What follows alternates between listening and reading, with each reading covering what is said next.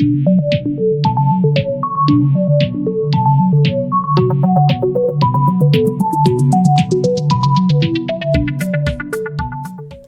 everyone. I hope you're doing well. I have a special guest with me, Dan Held, who's the Director of Business Development at Kraken, the crypto exchange. Dan, it's great to have you with us. Thanks for having me. Dan, let's start with your background. Where are you from? What did you do before Kraken? And when did you first come across cryptocurrencies? Yeah, so I am originally from Texas, so I'm a Texan by birth. I lived out there till I was about 25, and then I moved out to San Francisco in early 2013, that is. And my background is in finance, so I studied finance in undergrad during the 2008 financial crisis. I was in college from '06 to 2010. Graduated 10, worked at a small investment firm out of Dallas. They relocated me to San Francisco and got involved in the Bitcoin scene a little bit before I moved out to California. My buddy had paid me back for a beer with a Casasius coin. And after doing that, I kind of went down the rabbit hole. And when I moved out to San Francisco, I really found that community, that strong Bitcoin community out here in early 2013. And from there, got into tech, and that's kind of my crypto journey. Got it. And how did you end up at Kraken? Yeah, so it's been a long crypto journey. Kraken is my fifth crypto company I've worked at over 8 years. Wow. My last startup was called Interchange, which did post-trade reconciliation for institutional traders. Kraken acquired us in July 2019, and I came on board as Director of Business Development. Very cool. So let's go into Kraken and its services. Obviously, a crypto exchange, but I would love to know, what markets you service, what type of services you provide, and what makes it different from other exchanges as well. Yeah, so Kraken is one of the oldest and most liquid spot exchanges in the market. And so what we do is we help users buy and sell Bitcoin. Now, we do have a couple other business lines like CryptoWatch, which is sort of a coin market cap replacement, if you will. I would consider it much more clean and aesthetic, but that's personal taste. As a personal taste, we also have Crypto Facilities, which is our Kraken futures team, and they have a futures product, but that's only available to European institutional investors. So for most people out there, our biggest markets are America and Europe. It's a spot exchange for retail traders. And let's see, what was the second part of the question there? I'm assuming as far as services, so you provide services for retail investors, institutional, but certain countries or markets. And you include, I'm assuming, the top cryptos, Bitcoin, Ethereum, XRP, and so on and so forth. Yeah, so we were the first exchange to list different altcoins in the U.S. I believe that Coinbase came much later in sort of like adding Litecoin and Ethereum and a few others. So Kraken has many different crypto pairs. One of the most liquid exchanges out there. We're one of the oldest run. We've never been hacked, which is a unique characteristic for crypto exchanges. Absolutely. We very much focus on privacy and security at Kraken, and that I think is kind of woven through our ethos within the company, and I think shows publicly pretty well, as pretty transparently as well. Sure. Now, we recently heard news that Kraken, I should say, hired Marco Santori, if I'm pronouncing his name correctly, to ramp up acquisitions. Now, I know you may not be able to disclose what companies or what type of acquisitions you're doing, but any hints or any thoughts around that hire and your plans, for the future? Yeah, well, we're really excited to have Marco with us. He's a super big player on the legal front. I definitely think we're looking for that all-star, and he fits that spot well. So on the acquisition side, investing side, we have a corp dev team led by Brandon Gath, and he's a super sharp guy. I can't really dive into specifics, but you could imagine that an exchange like ours is going to look into getting into different geographies over time. So I think that's just a very intuitive thing that us, Binance, Coinbase, et cetera, are all doing. So, along that route, and I think, filling in any holes in our roadmap where maybe we're a little too resource constrained on the product side, so we can't go build XYZ functionality. Maybe acquiring is the better route for that. So I would say it's going to be largely complementary to our core product, and just seeing how we can either expand the scope of who can use that product, or expand the product offering through an acquisition. Got it. That totally makes sense on the acquisition front. But anything else that we can potentially expect in 2020 aside from acquisitions, but maybe new services or listing of different tokens and so on and so forth? Yeah, so we have a policy internally when it comes to new token listings. We don't charge a listing fee. Hmm. We also have a team alias. Whenever we evaluate new token listings, it's sent to an alias that goes to multiple emails. We do that for many different reasons, but one of them as well is to make sure internally we all know who's working on that and that it is known when this coin will be listed. We don't publicly disclose that information. We don't want to set a tone of unfairness or anything like that. So Sure. we try to keep level the playing field and keep communication tight internally. When it comes to features you can look forward to, I think we're cognizant that we don't have like a great mobile experience. We don't have a really great really well designed web experience. We're not like the Robinhood aesthetic, right? Where Robinhood's kind of legendary for their great UI UX. That's something that we would like to have as well, and I think we're very much focused on that. I think that's a big priority for Jesse in 2020. Got it. So I wanted to switch gears a bit here and talk about your Bitcoin super cycle $1 million price prediction. Can you go into that and tell us, what are your thoughts? How are you looking at this? And, when do you expect this to happen? Yeah, that's a great question, Tony. So a lot of people might look at that number and be like, that's absurd. $1 million of Bitcoin is a huge amount of value. People oftentimes look at the unit price versus the market cap. So when a lot of people go, oh man, $10,000 of Bitcoin, that's expensive. Hmm. And so I like to ask them, I go, well, do you know what a share of Berkshire Hathaway is? And they go, no, I typically don't know. And I'm like, well, a share of Berkshire Hathaway is $300,000. Is that expensive or cheap? And they typically kind of think and they're like, well, that sounds expensive. And I'm like, well, the answer is neither. That's what the market price was today. It's neither expensive nor cheap. It's what the market came together to purchase. The buyers and sellers agreed upon that price. Now, if we want to look at valuation, that's the more appropriate metric where we look at the unit or the shares or the coins multiplied by the number of existing coins or shares. And then we find the market capitalization. That is a much more appropriate metric. And with Bitcoin right now, we're at like $140 billion valuation or market capitalization. That is extremely tiny.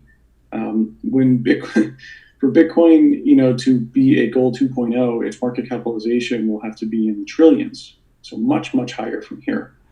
And when we look at a price tag of $1 million of Bitcoin, that is well within the bounded range of value for other store of value assets. If Bitcoin truly succeeds, its market capitalization will support $1 million coin price. So that I think is a good framing to think about this. And second is that Bitcoin's market cycles, the boom bust cycles that we've seen over the last 11 years have occurred only in a retail market. It's a bunch of guys like you and me and gals like you and me going out there and buying Bitcoin. We haven't seen the hundreds of trillions of dollars in the world that is the institutional side. We haven't seen them come in and purchase Bitcoin in size due to the lack of infrastructure being built, the career risk involved with buying Bitcoin and recommending it. And, we've sort of seen changes over the last few weeks where that's becoming more and more palatable. So all of this supports my theory that, the next market cycle, a lot of people are looking at a typical Bitcoin cycle, does this. And okay, if we plot out how well it did in the previous cycles, it'll hit, $100,000 to $300,000 of Bitcoin. Right. However, Bitcoin not only was only driven by retail, but it was also born and essentially grew in the biggest bull market in the last 100 years. Yeah. So what happens when the moment that Bitcoin is built for, what happens when that moment happens, like with COVID-19? Well, we're not just going to see a typical cycle here. And that's where we could potentially see a super cycle, where what happens when the whole world worries about their wealth being preserved and stored properly, given that governments are essentially doing the money go burr monetary policy. So I don't think this will be a typical cycle. We're talking like a massive more amount of money chasing less and less Bitcoins and given a macro backdrop that should give them cause for concern. So I think we could see Bitcoin go even more than what it did before in these previous cycles. And that's why I call it a super cycle. Got it. And I think you bring up some valid points. And, what's interesting about other companies and versus Bitcoin is global. I could be in some country in Africa and access Bitcoin. I could be in Australia, wherever it is, versus maybe certain companies or stocks, whatever it is, I can only access it in certain markets. And to the other point that you brought up with institutions, we just heard Paul Tudor Jones announce and confirm that he's putting 2% of his investments into Bitcoin. We also saw JP Morgan is now offering banking services to crypto exchanges. So it seems the tide is turning. Can you talk a bit about that? It seems Wall Street, all the traditional investors are getting in. These were two huge social validation points where Paul Tudor Jones is a legendary macro trader.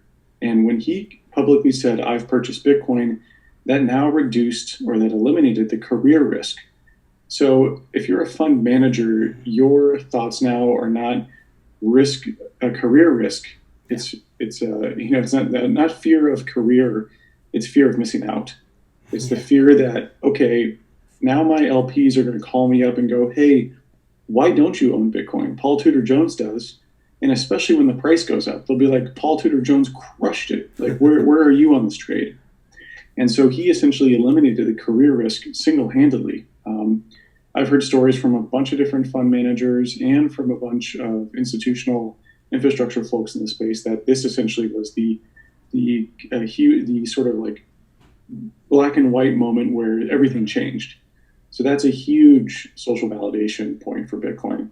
And then JP Morgan enabling Bitcoin banking, that was really huge as well. Again, JP Morgan's a well-trusted institution in the legacy financial world. We need those sort of people to enable more Bitcoin services in terms of having those pipes laid and that infrastructure ready for those big institutional traders and all that money across the world. There was also a systemic risk to Bitcoin and cryptocurrency in the early days with Silvergate. Silvergate's a great company, a great bank.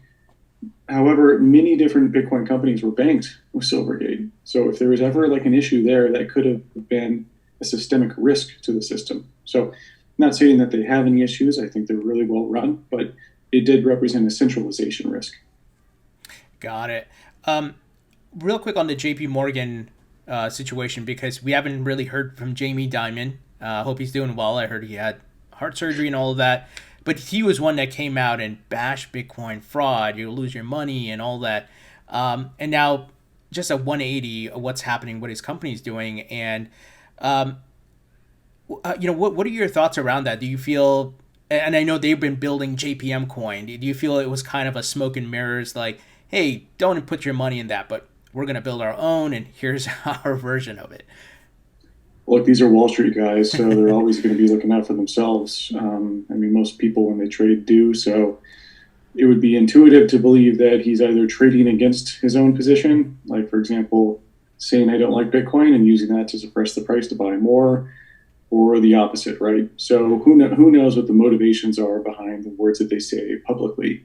My first inclination isn't that it's malicious like that. It could be that. We've seen a lot of traders do that, but like in terms of like Wall Street, like those big hedge fund managers, the trades that they do, they're typically going out there like Bill Ackman and going, hey, I believe this.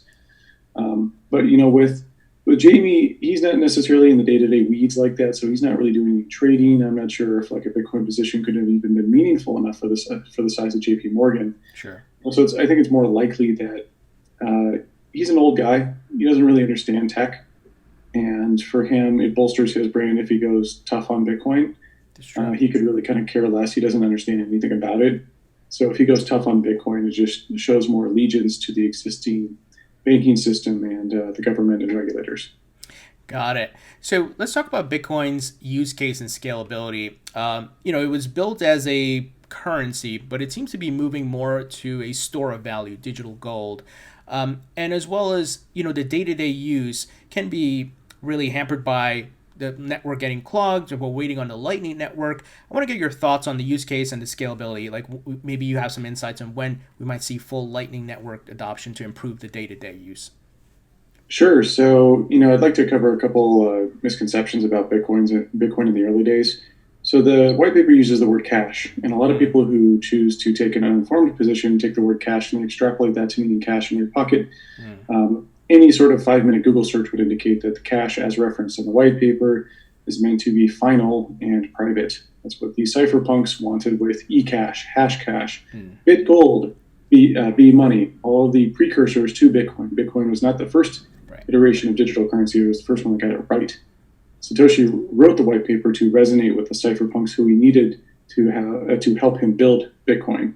So he used words that they would understand. That has been grossly misinterpreted by the community and by detractors over on the Bcash side, who use it as a social validation metric for the validity of their argument. Now, they also choose to ignore hundreds of pages worth of comments by Satoshi. Not only his comments in the code, but how he architected Bitcoin. For example, 21 million Bitcoins is not in the white paper. We certainly wouldn't say that 21 million Bitcoins is against Satoshi's vision because it's not in the white paper. That'd be silly. We also have to look at when he planted Bitcoin during the 2008 financial crisis, and the fact that he refers to Bitcoin as a precious metal 5 times. So all of these would indicate that Satoshi very much felt that Bitcoin was, and Satoshi even explicitly says Bitcoin is a combination of B money and bit gold. So, there is a mountain of evidence that suggests that Satoshi built a sound money and you could use it any way you'd like. And he wanted to encourage people to use it, and that's why he talks about it being used for payments, is he can't go on an esoteric rant about Austrian economics and fixed money supply with a bunch of engineers who don't really give a shit about that. Yeah. So that's why he wrote it that way. That's why he phrased it that way. And Bitcoin being used right now and how it's been used, even when it was used in dark markets more prevalently, it was still a very small percentage of transactions. Bitcoin throughout its history has been used as a speculative store of value. Of course, in the earliest stages, it moves from like a collectible, essentially a funny money, into something a little bit more serious. Now, and of course, that's not really necessary. Bitcoin's use in payments is not necessarily tied to its success. I live in San Francisco, the quintessential historical gold rush city. Yeah. The most legendary gold rush city ever to have been created, or I think it was basically created in the gold rush. There is nowhere in this city I can spend my gold. Not one shop. And gold isn't any less valuable because of that. Right. Gold is successful as a store of value asset if people store large amounts of wealth in it. Bitcoin largely serves that function. Now, fortunately, with Bitcoin, it is much more portable and divisible than gold. So it can have those additive properties as being a medium of exchange and unit of account, a classic, as you would say, like a payment system, right? So that's a ancillary benefit, not necessarily a primary one. And we are seeing people being able to use Bitcoin quickly and cheaply. If you want to move Bitcoin with Lightning, it's near instantaneous and has a very low fee. Now, fees aren't necessarily a bad thing, right? So the way that Bitcoin works is there's a fixed amount of space inside of a block for X amount of transactions. And only so many transactions can get in there. And so the transactions have to bid against each other in order to get into that block. So just like everything else in life, certainly we wouldn't say that a restaurant isn't worthwhile or clogged if it is busy, it is wanted, it is in high demand. And you have to bid appropriately to go enter that venue. And the same with the Bitcoin blockchain is you have to bid appropriately to be and to have your transaction confirmed. So Bitcoin isn't necessarily clogged, it's in high demand. I think clogged is a connotation that indicates that it is a problem that it needs to be fixed versus a well-intentioned design element. And so Lightning essentially enables faster, cheaper, smaller payments operating on layer 2. Now those transactions eventually settle in aggregate on layer 1. And so you can kind of imagine it like an upside down pyramid where you have very few transactions on the base layer, layer 1, the Bitcoin blockchain, layer 2, layer 3 being like a Kraken or Coinbase or more centralized databases. Those can contain many more transactions at much cheaper cost that all eventually settle and have the transaction finality guarantee that the Bitcoin's proof of work mechanism provides on layer 1. For example, we don't need to have a funny example is I don't need to have my coffee transaction permanently cemented in the Bitcoin blockchain. I will trust that an institution will not try to screw me if I spend $5 on a cup of coffee. So Bitcoin is about the trust minimization of the base layer of it being money. That's what it's really doing. That's what it's solving. It's not trying to be a better PayPal. Satoshi didn't etch into the first block, which Satoshi only put one message in the Bitcoin blockchain. He did not put Visa on the verge of raising processing fees. He put UK Chancellor on the verge of second bailout for banks. Yeah. Satoshi was trying to solve the banking and central banking issue. Payments are a nice additive feature of Bitcoin, but certainly aren't required at this moment of time. I think you put it really great there, Dan. I even myself, having read the white paper and all that, didn't think of it that way. So that's I really see it from the other angle now. To your point, it's not necessarily meant for the daily payments, but to your point, as a hedge, an alternative to the whole banking system and the way it's set up.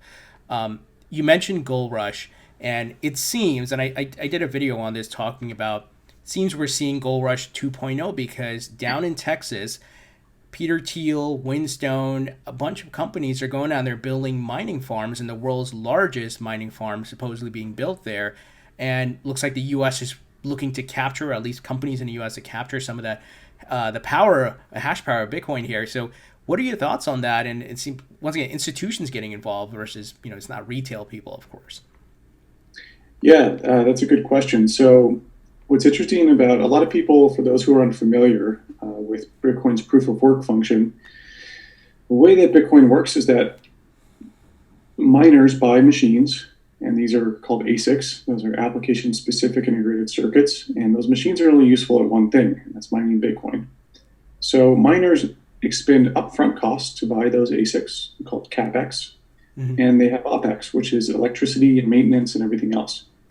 And so miners expend that proof of work, they expend that energy and time and money, and they get a certain percentage of Bitcoin's block reward, which is included in every 10-minute block, and that is a combination of newly minted Bitcoin, so it's the issuance schedule, plus transaction fees. And the one variable that miners can really control, because they can't control the price. ASICs, you can buy those in bulk, but the pricing doesn't really change too much, as you can't get much cheaper at economies of scale with like how much metal costs to build these machines. What you can control is your electricity costs. So Bitcoin's proof of work miners hunt for the cheapest electricity anywhere in the world. So they're looking all over. They're going to Russia and China, South America, in the middle of nowhere, Texas, Alaska. They're looking for energy that is disparate and trapped. So, for example, I can't plug in, a cord and send electricity to Southern California from here, because by the time it would get there, there wouldn't be anything left. Yeah. That's the problem with energy, is that we can't transport it very easily. So Bitcoin, in a way, is kind of like an energy arbitrage between this excess capacity of energy. A lot of times these are like hydroelectric dams, which have been built in anticipation of the population growing to a certain size. If that expectation doesn't come to pass, it's got all this excess electricity. Same with these West Texas oil fields and natural gas. They have something where I believe it was called flared methane, where they have to burn off energy. And so instead of just burning it off and completely wasting it, you can take that excess capacity and use it to mine Bitcoin instead. So it's Bitcoin doesn't consume the same energy that you and I do. Bitcoin miners don't want to bid for the expensive electricity that we have in cities. Bitcoin miners want to hunt for wasted electricity, because they want to maximize the ROI of their operations. So they go, okay, well, who's wasting electricity? I'll come and I'll tap into that. Got it. Yeah, and you brought up a great point, because I do hear the skeptics, the critics say Bitcoin's bad for the environment, but to your point, it's a lot of the excess energy, and I even read up about that. There's a power plant in New York here that is using the excess energy to mine Bitcoin. So that's a great point to bring up. It's not just, well, they're mining in, like, let's say New York City and taking all the electricity. They're trying to get the cheapest and excess energy as possible. What's funny, too, is when I wrote Proof of Work is Efficient, which is an article I wrote back in 2018 to cover this topic comprehensively, the same concerns existed with Alcoa, a big aluminum refinery, manufacturing refinery. So aluminum smelting requires an enormous amount of energy. And I found newspaper clippings from the 1970s in the New York Times where concerned citizens were worried that Alcoa was going to steal all of their electricity to make aluminum. And it's like, wait, so you're worried about an economic process that requires energy, like you watching TV, you driving your car. There is no such thing as an electricity police. We have the perfect market mechanism to determine who should get electricity or not, and that's called people paying for it. Yeah. Once you pay for the electricity, you're free to do what you like with it. No one's going to morally judge the ethical considerations of watching the Kardashians over a Nova nature show. Right. You're free to do what you like, and that's the whole point about a free market is people, whoever is willing to pay for it, is willing to do whatever they want with it. Got it. So I want to switch gears a bit and go into Ethereum. We're hearing that Ethereum 2.0 is coming this year, moving to proof of stake. What are your thoughts on that and overall the DeFi movement? Yeah, so the Ethereum community, led by Vitalik, they're largely trying to position themselves well as they see another bull run in Bitcoin happening. Ethereum 2.0 has been promised for a very long time, and all sorts of things have changed and capabilities have changed. This is a narrative battle. So with a money is very reflexive. So as a money gains value, more and more people hear about it, which then they're pulled into wanting to buy more of that money in anticipation of the value increasing. So essentially, there's a viral loop built into new monies, new up and coming monies, and gold has a similar function. Other people call this reflexive. So as more people buy into it, it becomes more valuable. So that's the reflexive nature of it. Now, how do you get some new people into your new money? Well, it starts with storytelling and narratives. And these narratives are what draw people in. I mean, after all, we're not robots, we're humans. We need a compelling story and something to make sense for us to be drawn to it and spend money or buy it. And for Bitcoin, that Gold 2.0 narrative, especially during COVID, is extremely strong. It is what Bitcoin is special purpose built for. It's what it's being used for. And it's what big institutional traders like Paul Tudor Jones recognize, which is incredible. And Bitcoin's positioning here is phenomenal. It's the best it's ever been in its entire existence. Ethereum, as they saw their DApp fundraising platform with ICOs, as they saw dApps, the fundraising platform, as they saw world computer narratives. So those narratives are what brought people to Ethereum in the beginning. As those have collapsed because those never really existed, they were somewhat fraudulently, I would say, propagated as potential solutions. I mean, I think on the website it says run unstoppable applications, which isn't true. CryptoKitties, one semi-popular application, basically broke the network. And that was more of a fad than a true product market fit application. As they see Bitcoin well positioned for this enormous bull run, if they do not draw in adherence through changing their narrative, so they're pivoting their narrative to Ethereum as a sound money, which is absurd because no one was saying that 3 years ago. They're pivoting their narrative and they're trying to position Ethereum alongside Bitcoin as another sound money because it's the only narrative left. It's the only narrative standing. And if they don't do that and Bitcoin starts to moon and Ethereum doesn't follow in price, Ethereum to BTC ratio will fall so low that they will perpetually be a dead alt.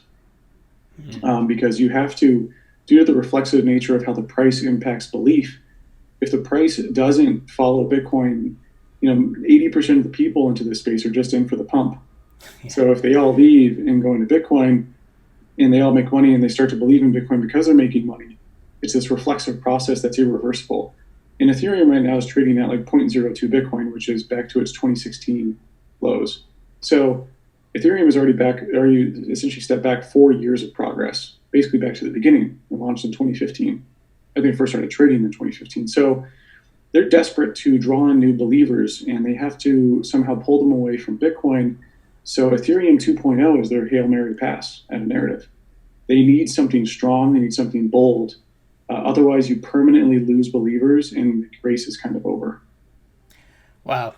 And so do you see any future for DeFi? I know right now it's like primarily loans, but you see any future around that? There's other smart contract proof of stake platforms out there like Tezos and so forth. Do you see any future there? I can get the only loans you can get are over collateralized loans.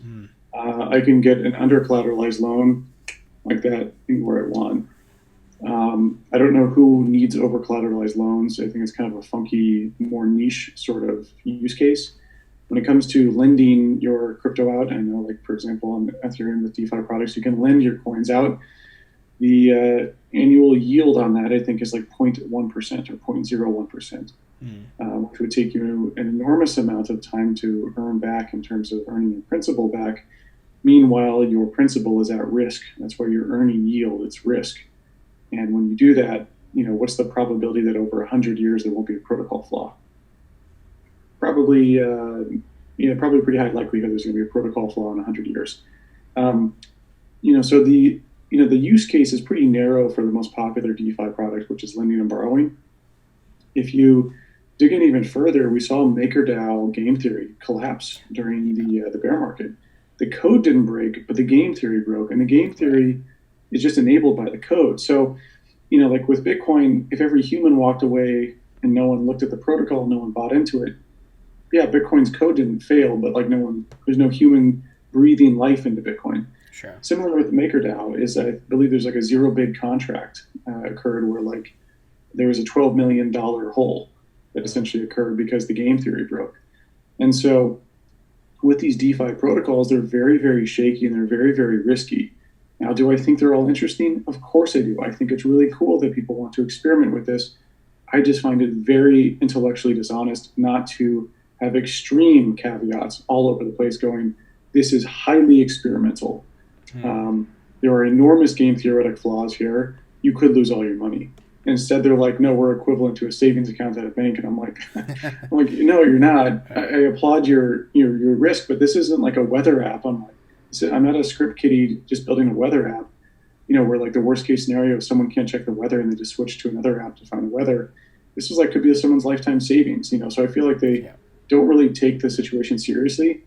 I think it's very lackadaisical, shows a disrespect to traditional finance and just what money really represents.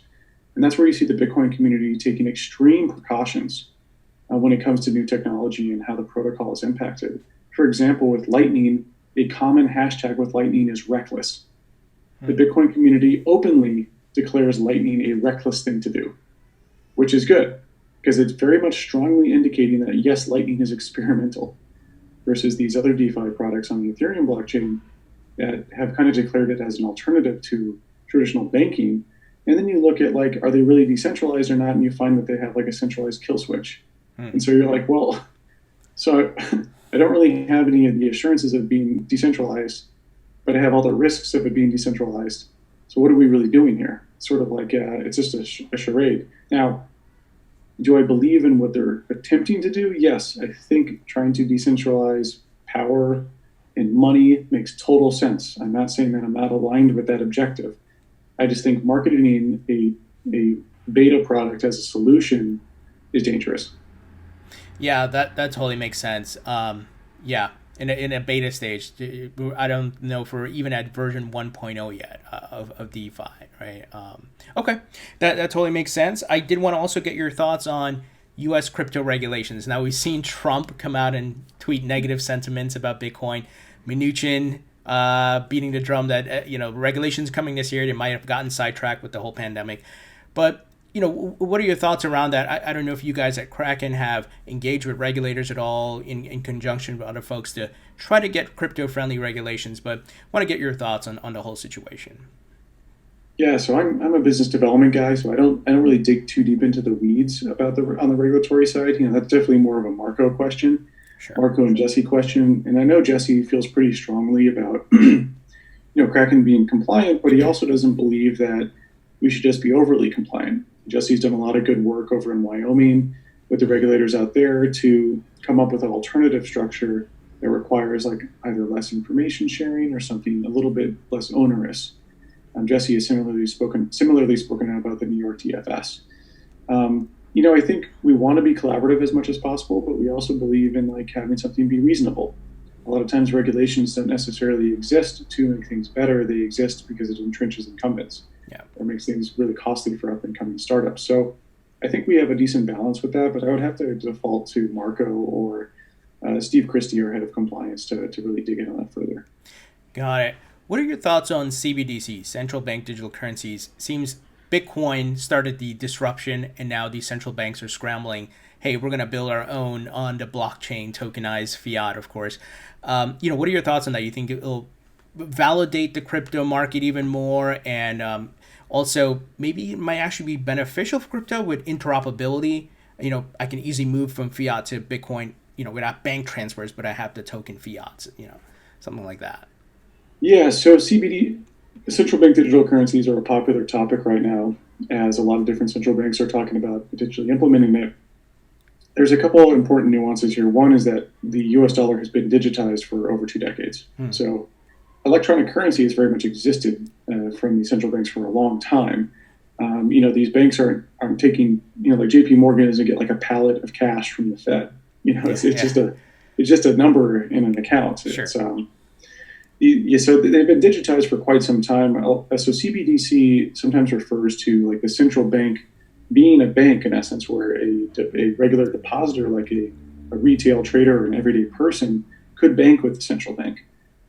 I don't really see how those would work long term, because if you do that, you undermine all of the commercial banks. So why would I deposit my dollar at Bank of America, which technically has risk, when I could bank with the central bank, which has, that's the most trustly institution in the country. So I think, yes, you brought up another point around it raising the awareness of Bitcoin. I think it is a validation that like the future is all digital. And, I was a little bit more optimistic around like Libra. So Libra is an alternative to your government issued money. It's a combination. It's like a basket of other currencies, right? So I was hoping with that one, which I'm not sure what the status is there. I think it's kind of hit some roadblocks. But with Libra, it certainly questions it'll make people question the nature of their relationship with their government's money, whether that be Argentina, Brazil, the United States, Germany, etc. However, if the central bank comes out with their own digital currency, then that doesn't really change that relationship too much. So I'm not sure if that. I think it's better. It's decent. It's a decent awareness. It decently raises the awareness of Bitcoin, but not as much as something that would have challenged that relationship. I think a lot of people look at Bitcoin and they go, I feel really excited about Bitcoin, and when you tell your family and friends, you launch into this tirade about why Bitcoin is amazing. Yeah. We've all done it before. However, we must first start with the relationship with their government and their government's money. If you don't know what the problem is, you don't know that Bitcoin's a good solution. So maybe people will dig in a little bit more. I'm not too bullish on them, this really challenging their assumptions. I think it's kind of a dangerous precedent where it exerts more control by the central bank over the economy, which is crazy. Right. We'll have to see what comes out. It looks like the digital dollar. I know the Chris Giancarlo, the ex-CFTC chairman, has been trying to push for that, and digital yuan seems to be the first one that might go live, but we'll see what happens. Final question, and want to get your thoughts on this. Where do you see the crypto market in 2 to 3 years? Obviously not price, but from an adoption and growth standpoint. I know we covered on some of the Wall Streeters getting in and so forth, but where do you see the market in 2 to 3 years? Well, it very much depends on if we have a bull run or not. I think it's likely that we do, but nothing is 100% guaranteed in life. If we do have a bull run, Bitcoin moves from ownership levels of like 20 to 50 million people. These numbers are really hard to tie down. These are basically survey numbers. We could also use like Coinbase and Kraken signups as like the lower bound metric. So let's say 20 to 50 million people have Bitcoin today. In these bull runs, we see adoption 10x or 20x. These are huge magnitudes of movement. So I could see Bitcoin in the next bull run. I could see Bitcoin adoption going from this 20 to 50 million people to 500 million people owning Bitcoin, or 1 billion people, which is huge. Now that definitely changes kind of the whole structure of the world.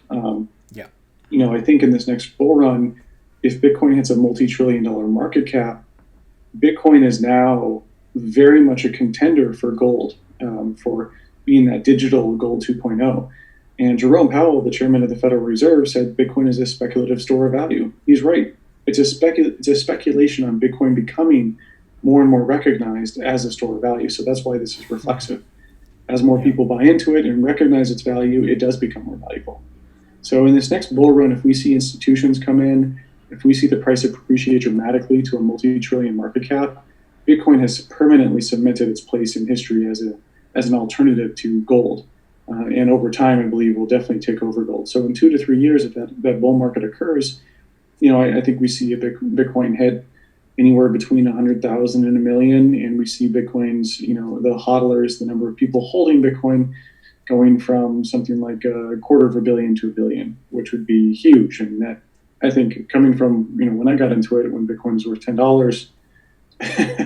This is incredible. We weren't sure if it was going to survive. I think a lot of people look back in history and they go, oh, Bitcoin just kept going up and up and up, and it's like, well, we thought it was going to die there a bunch of times. Mt. Gox hit $180 in the bottom of the 2015 bear. Yeah. Even recently, we hit 3,800 with COVID-19, and that was pretty scary. I mean, that was one of the most intense drops I've ever seen. So, and these, this is there's a lot more complex financial instruments that have been created since I got in when there's just spot trading. Right. Bitcoin survived all that without a backstop of a university, a central bank, or banks. Bitcoin survived on the pure aggregate belief in all of our heads, and all of us who believed in it took our dollars and put a bid at 3,800 and kept it from going lower. So that, I think, was testament to Bitcoin's resiliency, and to see it bounce back, so intensely is really bullish. So I think Bitcoin will cement its place in history in the next 2 to 3 years as an alternative to gold, as an officially recognized by nearly every institution as an alternative to gold. Dan, amazing information. Learned a lot today. Thank you so much for joining us, and would definitely love to have you back on. Tony, had a pleasure. Thanks for having me.